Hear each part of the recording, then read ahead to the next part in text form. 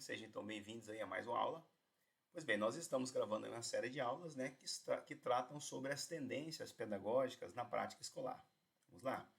Bom, então essas tendências pedagógicas, elas são, a grosso modo, divididas em duas partes. Nós temos a pedagogia liberal e a tendência progressista, né?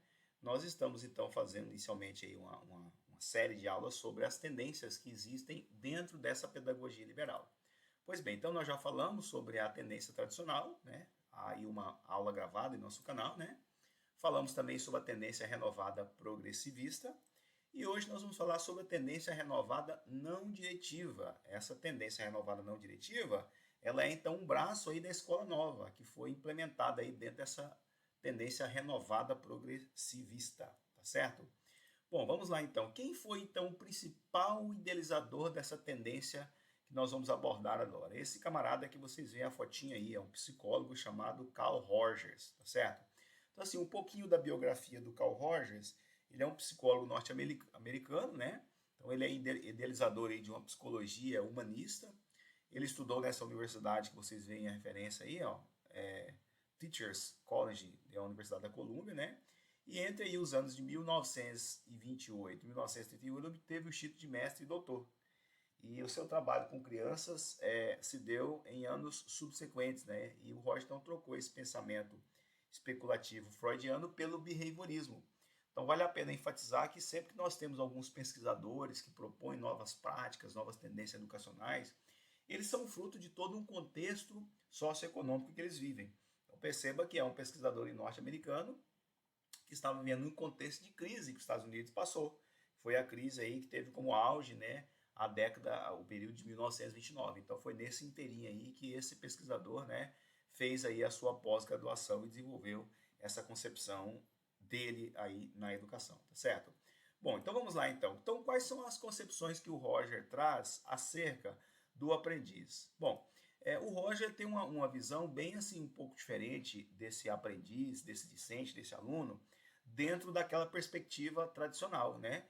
Então, para ele coloca a pessoa como ponto central da sua própria história, né? Então, a pessoa precisa ser o protagonista de si mesma, né?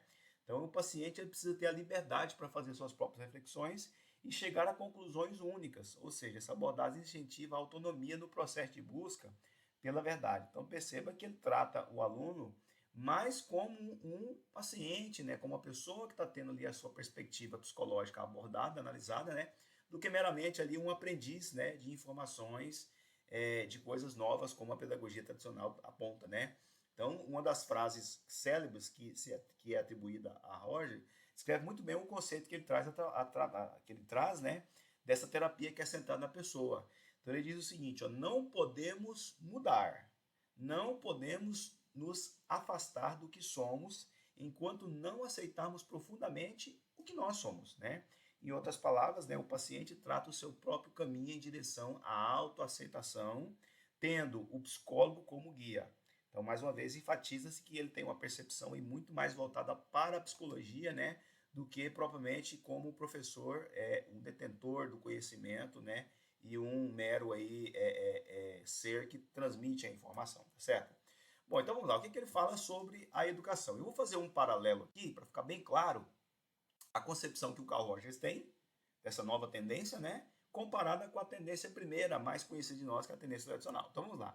Então, de um lado, a tendência tradicional, de outro lado, é a tendência não diretiva. Então vamos lá. A tendência tradicional, bem conhecida de nós, porque é aquela prática que nós mais executamos na escola, ela é voltada para o intelecto, né? Então o foco ali é o intelecto, é o desenvolvimento, né, a memorização, a obtenção de informações, né, aquela questão de você transportar ali aquelas informações. Na não diretiva, está mais voltada para o sentimento, né? Então, ela trata mais do sentimento, né? Ele está ali no cerne da essência em detrimento do intelectual.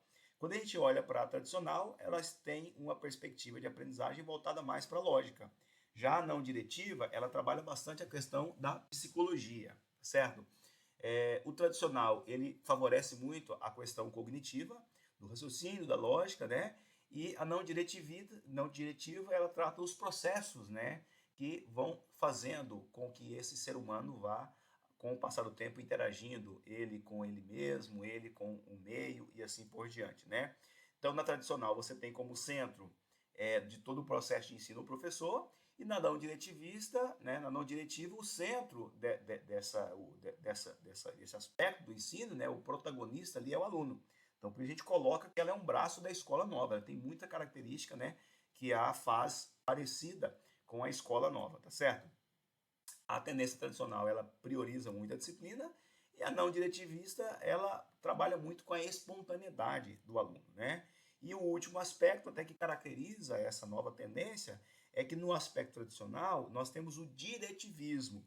Então, o que vem a ser esse diretivismo? O diretivismo é quando você tem a imposição do conteúdo programático, ou seja, a escola, ela determina qual é o conteúdo, quais são as informações que o aluno precisa estudar, o que ele precisa aprender.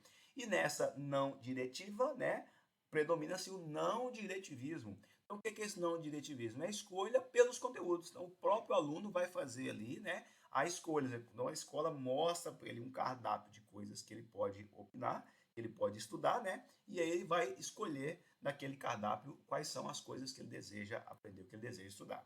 Então, assim, eu vou colocar aqui, como a gente fez nos slides anteriores, nas aulas anteriores, as características, né, que fundamentam, então, todo o chão da escola, por assim dizer, né? Então, vamos lá. Então, qual que é o papel da escola nessa tendência? Então, assim, acentua-se dessa tendência o papel de uma escola na formação de atitudes, né? Razão pela qual deve estar mais preocupada com problemas psicológicos do que com os pedagógicos ou sociais. Perceba que na pedagogia tradicional, você impõe sobre o aluno a sociedade, né? Ele nem se preocupa com as diferenças sociais que ali existem. Já nessa perspectiva, né, não tem mais como foco essa questão pedagógica ou social. Ali você tem como foco mais os aspectos, né, psicológicos, né? Então, Roger ele considera que o ensino é uma atividade excessivamente valorizada. E isso precisa na concepção dele ser revisto, né? Então, para ele, os procedimentos didáticos, a competência na matéria, as aulas, os livros, tudo tem muito pouca importância, fazem um propósito, né, maior que, segundo ele, que é o de favorecer a pessoa um clima de autodesenvolvimento e realização pessoal, o que implica estar bem consigo próprio e com seus semelhantes, né? Nós sabemos que é fundamental a presença de profissionais da área da saúde, né? Sobretudo compondo o quadro de profissionais da escola. Então você tem o pedagogo, você tem os receados e precisa também ter o pedagógico, né? Mas perceba que o Carl Roger ele foca muito nessa questão do psicológico. Então é como se o professor precisasse também ter uma característica, né, mais voltada para a psicologia, para poder atingir essas prerrogativas, né, da escola que ele coloca, essa escola aí que é não diretiva, né, que é formada, né, nessa questão do aluno se lapidando, né, o aluno se descobrindo, né. Quais são os conteúdos de ensino que essa pedagogia não diretivista, né, prioriza, né? Então a ênfase que está na tendência põe nos processos de desenvolvimento das relações e da comunicação, né? E a comunicação torna secundária a transmissão de conteúdos, né? Então perceba, então a ênfase está nos processos de desenvolvimento das relações e da comunicação, tá certo? Então, os processos de ensino visam mais facilitar aos estudantes os meios para os quais eles buscarão para si mesmos conhecimentos que, no entanto, são, né, aí dispensáveis. Então, trata-se de uma escola que prioriza que o aluno consiga interagir consigo mesmo e com o outro, né? Então, ela está voltada mais nessa questão do social. Quais são os métodos de ensino? Então, os métodos de ensino usuais são dispensados. Então, ele dispensa essa metodologia usual, né? Prevalecendo quase que exclusivamente o esforço do professor em desenvolver um estilo próprio para facilitar a aprendizagem dos alunos, né? Carl Rogers explica que algumas das características do professor facilitador seriam o seguinte. Então, primeiro, ele precisa ter como característica a aceitação da pessoa do aluno, né? Isso é óbvio que é importante na pedagogia tradicional, muitas vezes, né? O professor não aceita a bagagem, por assim dizer, que esse aluno tem. Ele precisa criar uma nova bagagem, uma nova perspectiva. Então, assim, essa pedagogia, ela, como a gente trouxe no início, é uma pedagogia da escola, é uma característica da escola nova, né? Muito se assemelha. Então, a capacidade de ser confiável, né? Receptivo e ter plena convicção na capacidade de autodesenvolvimento do estudante, ou seja, sua função restringe-se a ajudar o aluno a se organizar. E ele vai utilizar técnicas para isso de sensibilização, onde os sentimentos de cada um possam ser expostos sem ameaças. Assim, o objetivo do trabalho escolar se esgota nos processos de melhor relacionamento interpessoal, como condição para esse crescimento pessoal, tá certo? Então, assim, é uma escola que é voltada mais para o pessoal. Está mais do que nunca agora o aluno como centro, né? Ele é o protagonista de todo o processo que acontece, né, nessa tendência pedagógica. Como que é o relacionamento professor-aluno? Como a gente já falou, né? O aluno, o professor não mais está no centro. Quem está no centro agora é o aluno. Então propõe, né, uma educação aí voltada, centrada nesse discente, no aluno, né? E o professor ele é um simples especialista em relações humanas, né?